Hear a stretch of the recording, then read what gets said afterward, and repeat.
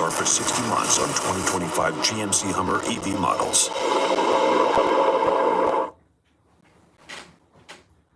How to use your camera with Apple Intelligence. Let's say you spot a poster for a comedy show, but there are a lot of details to remember. Date, time, address, website. Well, Apple Intelligence can use your camera to activate visual intelligence with the press of a button. You can then add all the details to your calendar with just a quick tap. And that's how you use visual intelligence, built on Apple Intelligence.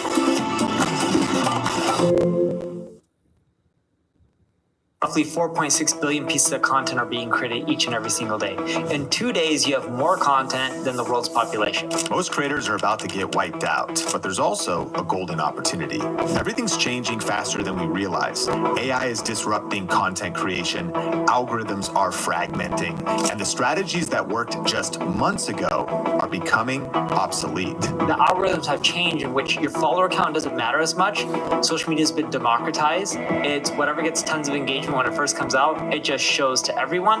And the stuff that doesn't matter if you have a lot of followers, it just dies out really quick. But here's the good news. Smart creators who adapt are about to cash in on the biggest opportunity in years. Today on the Think Media podcast, you're going to discover the newest trends in social media, AI, and digital marketing so that you don't get left behind. I'm sitting down with Neil Patel, 1.4 million subscribers on YouTube, founder of multiple multi-million-dollar companies. Forbes calls him one of the top 10 online marketers. Wall Street Journal says he's the top web influencer, and he was recognized as a top 100 entrepreneur by President Obama. In this exclusive conversation, you'll get to learn from not just a futurist predicting what's coming, but someone who's in the trenches implementing what's working right now. You're going to discover these 7 social media and AI trends that are reshaping 2025. Neil's exact 4-step system for viral content that got him 1 million followers across platforms. Why Google's dominance is ending and why SEO no longer means search engine optimization. It means search everywhere optimization. This is everything you need to know, not just to survive, but to absolutely dominate in 2025. Let's dive in. Neil, welcome to the Think Media podcast. I'm super excited to dive into the content today. And recently, you did a breakdown of some of the biggest social media and AI trends that entrepreneurs, marketers, content creators need to know. But on a broad level, what do you think is kind of the state of online marketing and social media right now? The biggest challenges and the biggest opportunities? The biggest challenges is there's too much content. Roughly 4.6 billion pieces of content are being created each and every single day. In 2 days, you have more content than the world's population. Now, when I say content, I'm talking about text, audio, images, videos, pretty much any type of content that you can imagine. Not all of it's published to the web, but it's being created. Great example of this is I can bust out my phone right now, take a picture of this, that is considered someone creating content, right? Because I just took an image. Technically, I didn't, but if I did, you get the point. It would be a piece of content. Or this recording of this podcast is example of another piece of content. So the problem that you face is there's too much content, and you got to figure out how to get attention when the algorithms have changed in which your follower count doesn't matter as much. Social media has been democratized. It's whatever gets tons of engagement when it first comes out, it just shows to everyone. And the stuff that doesn't matter if you have a lot of followers, it just dies down really quick. The reason there's a big issue with getting your content tons of reach is not that, oh, I didn't record in good quality or use good lighting or microphone like this setup. Because if you look at a lot of the stuff that goes viral and does well, it doesn't have any of these key characteristics. It's typically the stuff that's done well, not necessarily gone viral, but does well in today's world, is stuff that's new. Forget the word what's high quality content, because that's in the eye of the beholder. I'm talking about if you look at just in general, the stuff that's doing well is new stuff that no one's talked about before. And that's the big challenge that we face right now on the web, in which it's hard to create stuff on new topics because most things have already been talked about. So most things are regurgitated. Good news, we got time with the CEO. It's in 40 minutes at the office. Co-pilot, based on this rollout plan, what questions should we expect?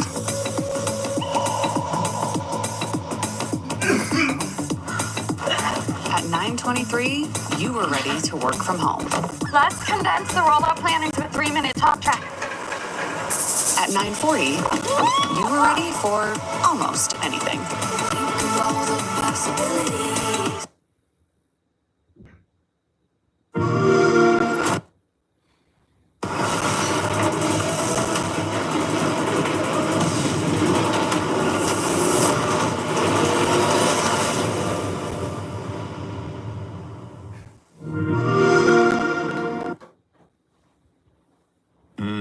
That's a key insight. And so how do you spot things that are new personally? So the way I spot things are new, and they're not perfectly new, but they're close enough or starting to trend, or they are up and coming and going to be popular, is we have a tool called Answer the Public. And we believe search happens everywhere. So everyone talks about SEO, search engine optimization. We call SEO search everywhere optimization.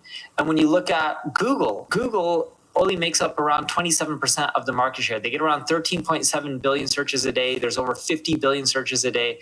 YouTube is super popular. Instagram has 6.5 billion searches a day. Snap has 4 billion a day. Even the Apple App Store has 500 million a day. Like Amazon has 3.5 million a day. ChatGPT around 1 billion a day. So when you start looking at all this data, what we like doing on Answer the Public is it shows you what's up and coming, because it's using something similar to Google Suggest. We're showing what people are recently typing in. And if you look at these platforms, if you type in a keyword like marketing or digital marketing or YouTube marketing, it'll show you the longer tail phrases that people are talking about. So I love using that tool, partly because it's mine, just being honest. But I bought it, I didn't create it. And the reason I love using it is it'll show me what's up and coming on YouTube, Google, TikTok, Instagram, and the list goes on and on. But my favorite one there is Amazon, because I can see what's up and coming related to products. And let's say if I'm creating products to monetize my YouTube channel, I'm not, but let's say if I was, I can start creating content around stuff that's up and coming on Amazon. And I can do the same query on Answer the Public on YouTube to see what's up and coming. And if they're different, the cool part is I can start going after the stuff that's up and coming on the other platforms that's not up and coming yet on YouTube or Instagram or any of the other social channels, and then create content for each one. I know that our community is going to geek out on this because we talk about Answer the Public a lot, and the fact that's your tool that you invested in and purchased. What is this speaks to the paid features, right? You get 3 free searches a day, but are you talking about the deeper level of Answer the Public? And of course, we'll link up that tool in the show notes. No, you can do most of it for free. And I think you get 4. You get 1, then you register, and I think you get 3 more. So whether it's 3 or 4, doesn't really matter. You get keywords unlimited, none are blocked. You may not got CPC and search data on all of them, but that's okay. You just go, you don't really need the CPC and search data. I know those are premium features, but it's up and coming trending stuff. The CPC and the search data is not going to be 100% accurate, and it's not going to be a representation of where that keyword is going or potentially going. Well, everyone's going to be more pumped than ever. This is a free tool and opportunity you can start using right now to spot trending insights, upcoming topics, so that you can create new stuff, because that's what's working on YouTube and social media right now. And you recently made a video about trends in general, and I've written down 7 key social media and AI trends for 2025. And I want you to unpack some of these so that we can stay on the cutting edge as creators and entrepreneurs. And number 1 is platforms now prioritize new creators more than ever. Can you break that down? Yeah, so people have this misconception like, oh, I'm going to join YouTube, but it's too late. I don't have any followers. And they don't care if you have 1 million followers or 0 followers. What they really care about is, did you create some amazing viral piece of content or just amazing piece of content that people love within your vertical or niche? Again, it doesn't have to go viral. And is this content that no one else has been talking about on the platform and fills a void or a gap for people searching or looking for content around that topic? So if you create content that's super high quality and engaging, you're much more likely to get views. And it doesn't matter if you're a new account or old account or have a lot of followers or little followers, because if you have a new account with very little followers or no followers, when you publish your content, they show it to people. and they show to people who they think would be interested. And if those people are interested, they like, they comment, they share, it's going to cause them to start showing it to more and more people, even if you have no followers. And this is a great example, or a great example of this is if you look at a lot of the viral videos out there, on YouTube, a long time ago, I saw this dude. I think he had dog in his screen name or username. I don't know exactly what his username is. I'm not trying to offend him. I think the word dog was in there. Cool dude. He had like a tattoo of a feather, I think going down his neck. I could be off. And his car broke down. He longboarded to work, right? Is a version of a skateboard. It's just a longer skateboard, I believe. And he was just chugging some cranberry juice in a big bottle. What followers did he have to make him get millions and millions of views? Same with on YouTube, I saw this clip of this girl who said, I'm looking for a husband in finance, 6'5", blue eyes. I don't know what the other things were, but it was catchy. And then she even released a video or a music video with it with, I believe, David Guetta or one of those musicians. And she started getting tons and tons of views on YouTube and all the other social channels, but she didn't really have the follower count to get that many views. It was just more so the content was catchy and good. I was watching CNBC, so I watched a lot of the financial sites, and they even referenced that clip of her talking about it. And funny enough, that's actually how I first learned about it. It actually wasn't YouTube. I first learned it from there, and then I went to YouTube to go find it. So we're living in an era where you can go viral regardless of following, and even if you're just starting from scratch. I've heard it said one way by, I think, Gary Vaynerchuk. I'm curious your take on this statement. I believe we're no longer in the era of social media, but we're in the era of interest media. Do you agree? Keep your busiest spaces beautifully organized with the Command Extra Large Triple Hook. It's easy to install. Hold strong up to 10 pounds. With a 3-hook design to hang more of what makes you, you. Plus, it removes cleanly, damage-free. For hanging that's simple, sturdy, and stylish. Command Extra Large Triple Hooks.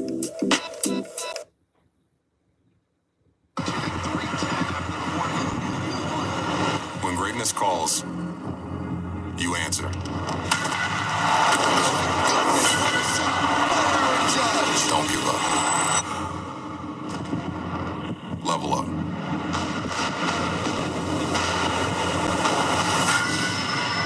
Own the moment. Design your dreams. Polo 67, the iconic fragrances, Ralph Lauren. Agree. And that's why I said you need to create new content. And if people like it and the people who see it that they show it to comment, like, share it, which is crazy. Not everyone's going to do that. But if everyone did that, it got shown to 10 people and everyone did it, then it got shown to 100 people and they all did those 3 things, not manipulated, not, fake comments and likes and shares, but they genuinely did it. They'll start showing it to 10,000, then 1 million, and then it just explodes. Why? Because those 3 things that I just mentioned on YouTube signal that someone's interested. And another one that people very rarely discuss is watch time, right? And I know it's discussed on a lot of different channels, but people discuss how you can get more comments, or they discuss how you can get more likes or shares, but not enough people focus on watch time. And if you look at a lot of the tips that try to teach you how to get watch time, they try to give you hacks. And I'm not saying those hacks aren't somewhat effective. Those hacks don't compare to just creating something that's new and interesting that people haven't seen before, because they're much more likely to fully watch your video if it's new and interesting than if it's something that's regurgitated. So the second trend is an expansion of this, the new algorithm formula revolution. You're kind of just breaking this down. How do algorithms work now? They show content to a small test group, and then it starts to expand. Help us understand.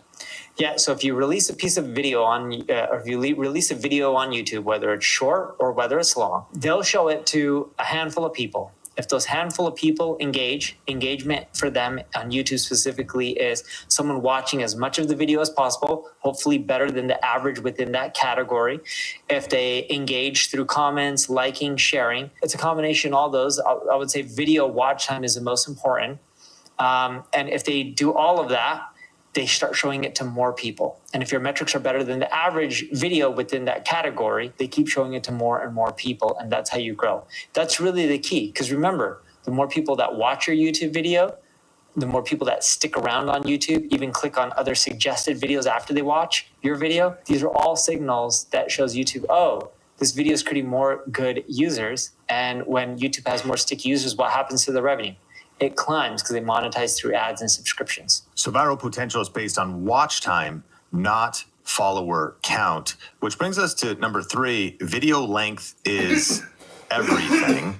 We're going a little bit deeper. Platforms care about retention. So what is your thought? And one of the biggest questions we get is, how long should I make my YouTube videos? I always tell people quality over quantity. And you have to decide what quality is. That's a very vague term in the marketing world because it's really in the eye of the beholder. But if your video is only supposed to be 5 minutes and you can extend it to 10 by just adding tons of fluff and stuff people probably don't care about, but it's just filler content, you're probably better off having a 5-minute video than a 10-minute video because your watch time completion rate is going to be way better than if you had a 10-minute video and people always stuck around a minute versus if you had something that was 5 minutes, but because there was less fluff, people stuck around for 3 minutes instead of 1. You're going to be better off because 3 minutes is more consumption than 5 minutes. Than 1 minute, even if the video was half the length. But generally speaking, from YouTube, we see videos around 7, 10 minutes, 15 minutes do really well. I would say 10 plus minutes is great, but it doesn't mean that you have to create a video that's 10 plus minutes. Focus on what content that you can create that's really new and interesting, where people want to continue watching, versus focusing on the length of the video. Hey, we're going to get back to the conversation with Neil in just a second. But if you're ready to get serious with YouTube and with video podcasting, and you want to implement everything that you've been learning today, we have a free 1-hour deep dive YouTube strategy class that's available on demand at thinkmasterclass.com. During this no fluff training, you're going to learn the one strategy that's generating over 150,000 organic views on YouTube every single day on our YouTube channels, and the 3 major components to make it work for you. This is the perfect next step to implement everything you're learning today in this episode. So to get access to this exclusive 1-hour deep dive YouTube strategy masterclass, just go to thinkmasterclass.com or click the link in the show notes. Let's jump back into the episode. We've been unpacking some things you've mentioned, but the next one is AI-powered recommendations are a game changer. Is there anything else to expand on that? If how AI is driving these algorithms and making viral growth?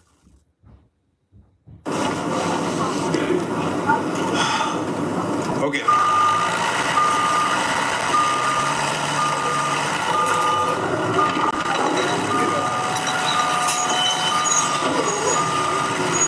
Stop forcing ads for your forklifts on financiers.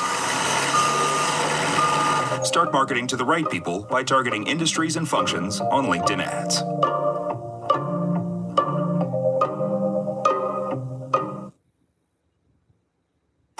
Live your biggest life in the new GMC Acadia. New 2025 Acadia models arriving weekly. Stop by your GMC dealer to make your selection.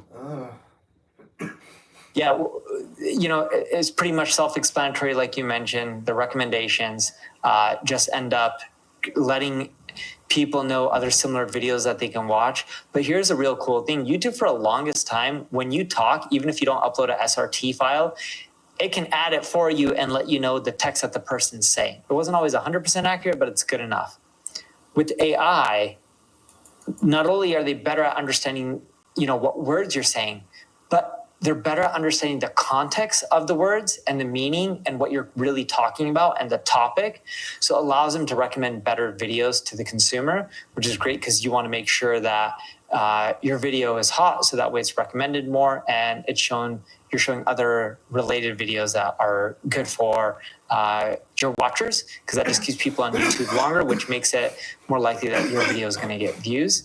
And this doesn't have to do so much with the algorithm when it comes to related videos. This has more to do with watch time. Hack that people can end up doing is using sub hooks. So everyone knows that, hey, you got to get them in the first 5 seconds.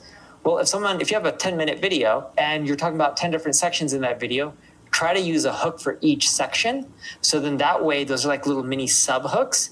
So that keeps people intrigued so they keep watching the rest. This is, like you said, self-explanatory, but if we were to take this strategically deeper, how do you go with the approach of developing your content, researching your content? Because what I'm hearing you say is Google and YouTube understand better than ever before what we're saying, how we're structuring our content, what the meaning is, what the context is. But that means we're going to need to inject all of those things in our content in a very strategic way. So for the busy creator, the busy entrepreneur, what do you think it takes to put together rich content in video form to win in today's marketplace? When you leverage research on YouTube, what I see most creators doing is they'll research topics, like I can research a topic like LinkedIn or how to grow on LinkedIn. They look to see what was already popular that other people created, and then they create a similar videos with their own take.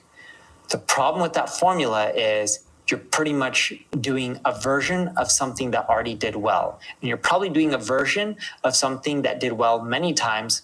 So it's kind of now played out. So when you create it, you may get some views, but you're not going to get anywhere near the views in most cases like the original versions. What I recommend doing is you research what's hot. So for example, if I'm in marketing, digital marketing, which I am, and I teach people how to get traffic from Google or AI platforms or Instagram or YouTube, I would start doing research on, let's say, what's popular with ranking on Google, and then see what all the popular videos were. Same with ranking on Bing, because they're both search engines that most people are familiar with. But now everyone's starting to use ChatGPT. I would then see what type of content is popular for ChatGPT. I would also see what kind of content is popular for Perplexity. Would do the same for Claude. And then I would look for the gaps. What are the gaps that people talked about largely when it came to ranking for Google and Bing that people aren't talking about for ChatGPT, Perplexity, or Claude? That gives me an avenue to fill this void. Because if I can do that, the chances are people would be interested in that video because Claude, Perplexity, ChatGPT are all popular platforms. The key is it has to be relevant to it. I can't take something that was related to Google and it wouldn't work on ChatGPT and be like, look what you could do on ChatGPT. Then I'm just creating misinformation. But assuming it would work for ChatGPT, or there's a different spin or a relevant spin, or there's similar types of factors that I can leverage or concepts, I now have an idea for a video on something that was popular for a different channel, but there's new channels that people are interested in that aren't talking about that, yet they should know about it. Those type of videos are likely to do very well. Genius. So we're learning the strategies that worked just a few years ago are quickly becoming obsolete, and brands and creators that fail to adapt really risk watching their traffic conversions and ROI vanish. Yep. Some of the other trends that you've identified is that brand recognition trumps traffic volume. Can you explain what that means? Yeah, so let's go back in time, all right? Search engines, and I consider YouTube a search engine because people search for content on there, or a content engine, whatever you want to call. But a lot of experiences, or most online experiences, start with a search. YouTube and Google have this problem of misinformation.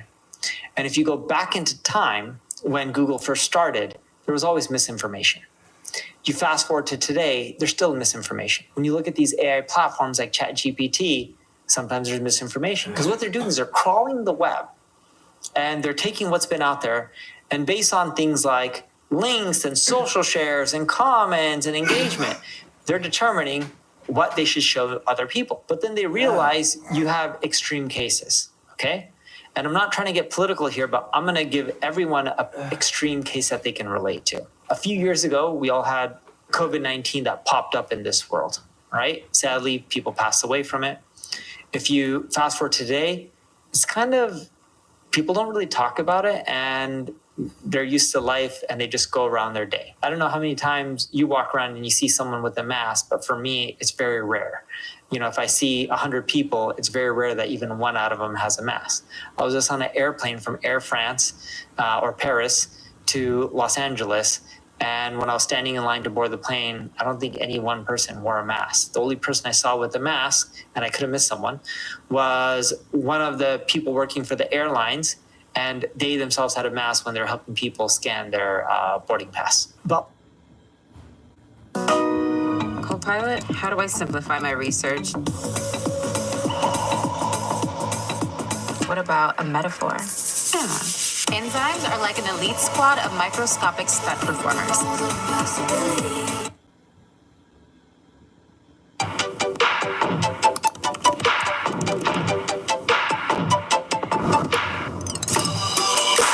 Beautiful modern surveys built instantly. Holy Survey Monkey. when you look at COVID, they had an introduction of COVID vaccines. And if you ask people what they thought about the vaccines when they first came out, most of the articles were really positive. Some were negative, and some of the negative ones were getting tons and tons of engagement because there were some people that were against it. And I'm not asking if you're for or against it or if any viewer was for or against it. That's not the point. But you have extreme examples on both points. And you know, even like Facebook, Mark Zuckerberg publicly went out and said he had to censor some data based on government requests related to COVID. But if you fast forward today, okay, again, I don't need to know if anyone's taken a vaccine or not, but chances are, whether you took a vaccine or not in the past, you don't take any more booster vaccines or anything like that. I don't even need anyone to answer this. You can just go look at the earnings of Pfizer, Moderna, or any of the stocks out there. The data is pretty much public on how much revenue they generate from vaccines. And the number is really, really low compared to a few years ago, right? Their stocks boomed from it, not anymore. The reason I bring up this example is everyone can relate to the COVID vaccine era. So how does a user know when there was COVID, when they were searching for a video on YouTube or doing research, which one is accurate and which one isn't? Because the people for the vaccine and against the vaccines both had tons of engagement and tons of comments and views and shares and saves and links and all this kind of stuff, and tons of watch time engagement. So it's really hard to know which ones the algorithm should show up. So one thing they started doing over time is saying, hey, if this video is from WebMD, a brand that's well known for health advice, or a doctor like a Dr. Fauci, we are more likely to show it because it's a brand or it's recognized, and they're less likely, not 100% unlikely, but less likely in their eyes to push out fake information. So these platforms look for brands and they try to push brands first because they know they're less likely to put out fake information. A great example of this is CNN. If you watch CNN and they post something, you would hope because it's a well-known website, they're less likely to put out fake information. My dad watched a video on CNN. This was a year plus ago. And it said Neil Patel is running for, I believe, senator. You know I'm not a politician. And they had my face all over it.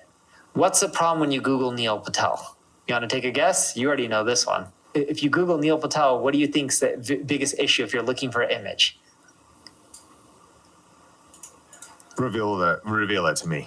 Okay, the biggest issue is going to be, I'm going to rank for everything because my background is SEO. You agree with that, right? 100%. So you're going to so this same name is what you're saying is running, and you're going to outrank that individual because of brand. Yes, not on purpose. So CNN showed a video of me running for senator, like my image of Neil Patel. Technically, there was a Neil Patel running for senator. I don't know if he won or lost, but he was in a different state and it wasn't me, but yet CNN showcased my image. Typically, that's very rare for CNN to do. They didn't fact check it. But if they did, or the YouTubes of the world, the Googles of the world, the Facebooks of the world, typically assume that the brands usually do fact check, and they usually do. So they're more likely to showcase their content because they know they're likely to create less fake information than a random person. So you got to build a brand over time and showcase your experience, your expertise, your authority and trust. And if you don't have any of that at the beginning, that's okay. By continuing publishing content, building a community, you can build up those signals. So this trend is brand recognition trumps traffic volume. And this matters in today's fragmented marketing landscape. With 59% of Google searches resulting in no clicks, brand awareness drives purchasing decisions across 11 touch points. Give us just one, before we go to the next trend, final practical application for the small business owner, the small creator, and even small, I mean, You might have 10,000 subscribers, 50,000. You might have a silver play button from YouTube.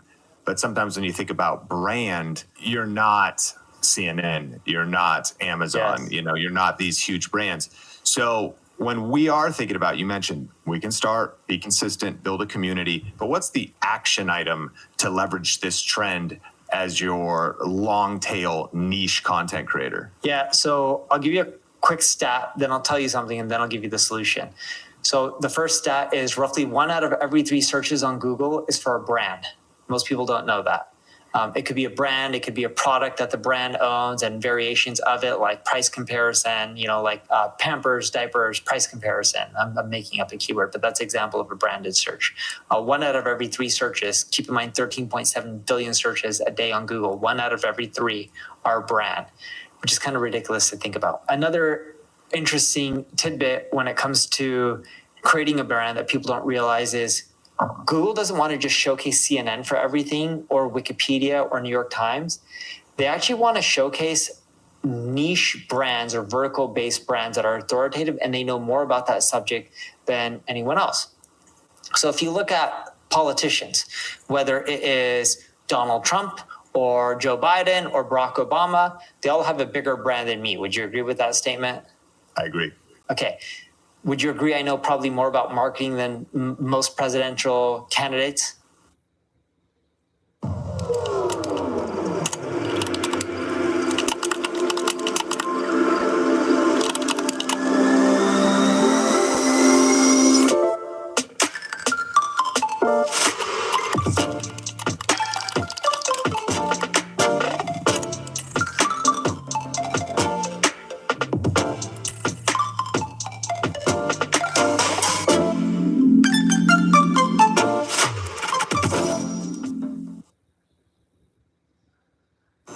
Life is more legal than you think, and LegalZoom is here to help. Whether it's registering a business, starting a will or trust, staying on top of your business licenses, or talking to an attorney to make sure it's done right. I'm a LegalZoom network attorney. I hear you have a landlord issue. When you need a legal hand, turn to LegalZoom. Most presidential candidates? I agree. So YouTube doesn't want to give you marketing advice from someone who has a brand but isn't known for that category.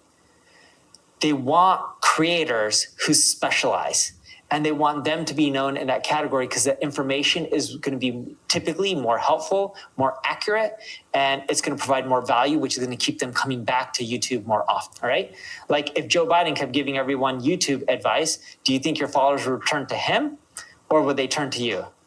They'll turn to you because you're known for YouTube and you're great at it, right? It doesn't matter if your brand's not as big as a past president. And I'm not trying to pick on Joe Biden, I'm just giving you an example of this. So when you are out there and you're trying to create a brand, keep in mind that the average consumer, before they really evangelize a brand, become loyal, start purchasing, telling other people about it, it requires roughly 11.1 touch points. That's in today's world, 2025. If you go back into time a few years ago, the average touch point before a purchase was around 8.5 interactions.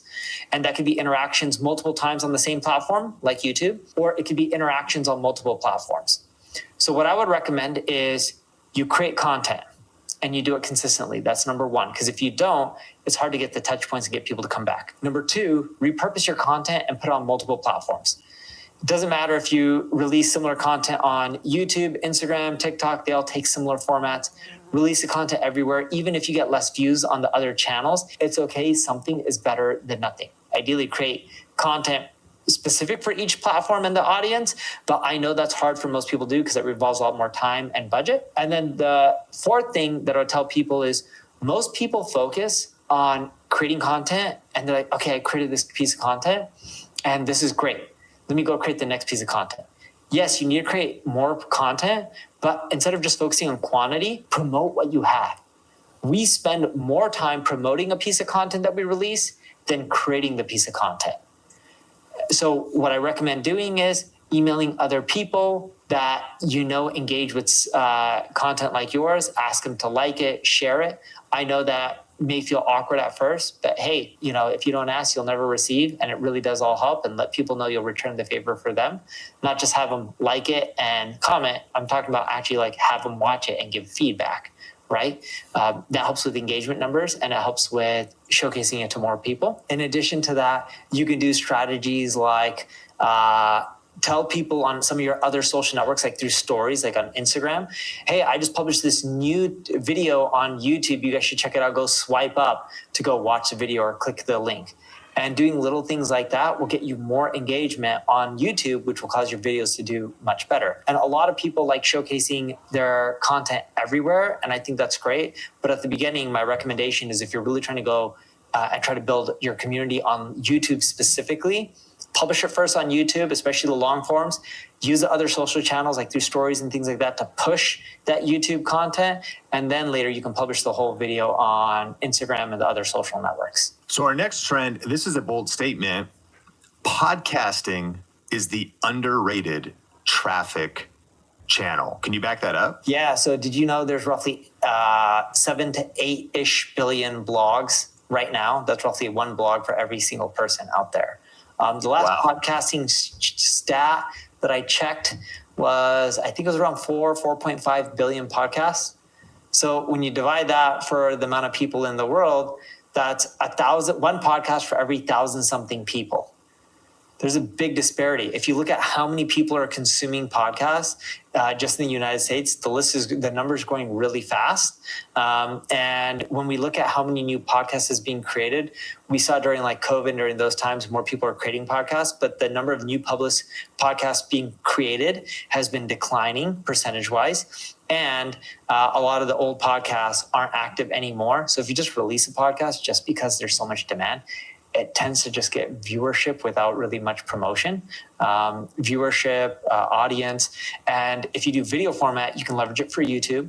You can leverage it for Spotify as well, because Spotify, you can upload video podcasts and you're going to get more views as well.